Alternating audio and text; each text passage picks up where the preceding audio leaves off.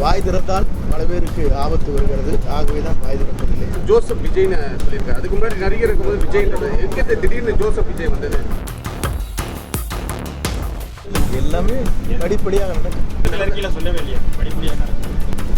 எந்த கவர்மெண்ட்டாவது தேர்தல் அறிக்கை அறிவித்த உடனேயே அனைத்து திட்டங்களும் அறிவித்திருக்காங்க தமிழ்நாட்டில், இந்தியாவில் சொல்லுங்கள்.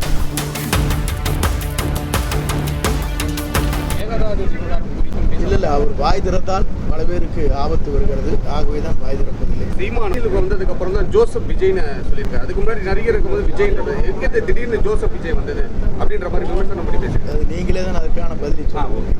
விவசாயிகளை பற்றி பேசுறீங்க. இந்த பட்ஜெட் கூட்டத்தில் வேளாண்மை பொறுத்தவரையிலும் வேளாண்மைக்காகவே தனி பட்ஜெட் 6ஆம் தேதி என்று நடக்க இருக்கிறது. ஆகவே வேளாண்மை துறையை நம்பி வாழுகிற விவசாயிகளுக்காக என்ன நலத்திட்டங்கள் நாம் உருவாக்க வேண்டுமோ அனைத்து திட்டங்களும் அதில் அடங்கும். திரள் நிதி வசூலிக்கிறதா விமர்சனம் பண்றாங்க. நீங்கள் இதுக்கெல்லாம் நீங்கள் கேள்வி கேட்டு இருக்கக்கூடாது. எங்கள் சட்டமன்றத்தில் கேள்வி கேட்கக்கூடியவர் நிறைய இருக்கிறார்கள். அவர் கேட்கட்டும். இல்லை சார், தவிர்க்க முடியாத தலைவர் என்ன நீங்கள் இந்த மாதிரி கேள்விகள் கேட்டு பல பேர் வெளியே இருந்து கருத்துக்கள் சொல்வதற்கெல்லாம் நாங்கள் பதில் சொல்ல இயலாது. வருகின்ற 5ஆம் தேதி என்று பட்ஜெட் கூட்டம். அங்கே சட்டமன்றத்தில் யார் யார் குரல் கொடுக்கிறாரோ, எந்த கட்சியில் குரல் கொடுக்குறோம் அதற்கான பதிலை நம்முடைய முதலமைச்சரும் மற்ற அமைச்சரும் பட்ஜெட் சம்பந்தமான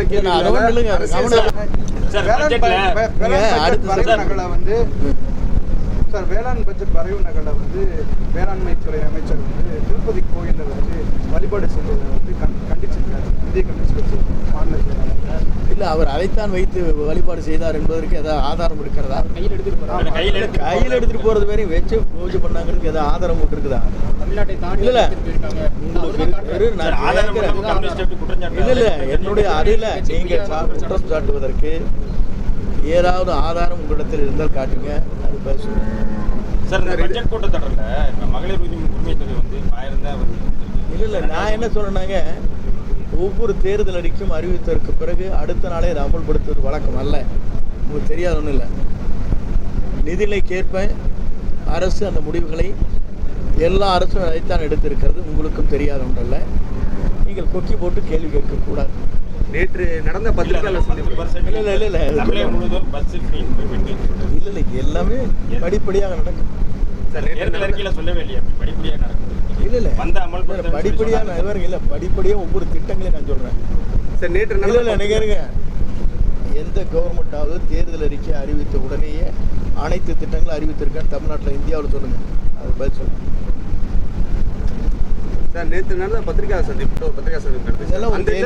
இல்ல சார், அந்த தாவேக அரசு ஆட்சிக்கு குளங்கள்ல தண்ணி விட்டுருக்காங்க அப்படின்னு பாராட்டுற வகையில பேசியிருக்காரு தாவேக அரசு. தோப்பு முன்னாள் அமைச்சர் தோப்பு வெங்கடாச்சலம் நேற்று நடந்த பத்திரிகை சந்திப்புல அதிமுக, அதாவது திமுக ஆட்சியாளர்கள் பல மனுக்களை கொடுத்தேன். ஆனா தாவேக அரசு அவர் அண்ணா திமுக சென்றிருக்கிறார்.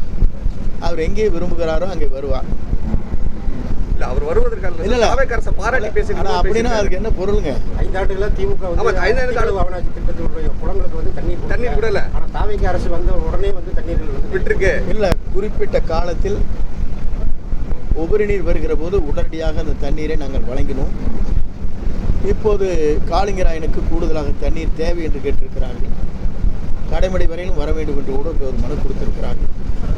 ஆகவே தான் அங்கே இருக்கிற 6 பம்பிங் ஸ்டேஷன், 250 HP ஒரு பம்பிங் ஸ்டேஷன் அனைத்தும் செயல்படுத்த வேண்டும் என்கிற போது 2 TNC தண்ணீர் கொள்ளளவுகள் அதற்கான 2 மாதத்திற்கு தேவைப்படுகிறது. ஆகவே அதனுடைய நீர் வரத்து வருகிற போது எவ்வளவு தேவையான நீரை வழங்க வேண்டுமோ, அனைத்து ஏரிகள் குளங்கள் நிரம்ப வேண்டுமோ அனைத்தும் வெற்றிகரமாக நடைபெறும். பட்ஜெட்டை பற்றி சீக்கிரம் வெளியே சொல்லக்கூடாது. பட்ஜெட் லீக் அவுட் ஆகக்கூடாதுங்கிறது எல்லா ஸ்டேட்ல இருக்கிற ப்ராப்ளம். இல்லை, அதுதான் ஏதாவது பதில் சொல்ல முடியாதுங்களே உங்களுக்கு. பட்ஜெட்டில் எது வருகிறது என்பதை பட்ஜெட் எதாவது லீக் அவுட் ஆச்சுன்னு என்ன ஆகுது? மேகதாது அணை விவகாரம் தொடர்பாக பாஜகவோட மாநில தலைவராக இருக்கட்டும் 2 பேருமே தமிழகத்துக்கு இதனால நன்மை தான், இதை தடுக்கக்கூடாது அப்படின்னு தமிழக முதல்வருக்கு வேண்டுகோள் வச்சிருக்காங்க. நீங்கள் சொல்லும்போது செங்கல் கூட வைக்க விட மாட்டோம் அப்படின்னு சொல்லி இது எந்த விதத்தில் போகுது? எங்களை பொறுத்தவரையிலும், தமிழ்நாட்டை பொறுத்தவரையிலும், தமிழ்நாட்டு முதலமைச்சரை பொறுத்தவரையிலும் நம்முடைய தமிழக வெற்றி கழகத்துடைய தலைவர் தெளிவாக மக்கள் பிரச்சனை, நம்முடைய தமிழ்நாட்டின் ஜீவாதார பிரச்சனை, இதற்கெல்லாம் ஒரு முற்றுப்புள்ளி வைக்கின்ற வகையிலே தான் அவருடைய குரல் ஒலிக்கப்பட்டிருக்கிறது. ஆகவே தான் நான் சொன்னேன், ஒரு செங்கல்லை கூட மேகதாது அணையில் வைக்க தமிழக அரசு விடப்போவதில்லை. தமிழக அரசு அனுமதி இல்லாமல் அதை நடக்கப் போவதில்லை.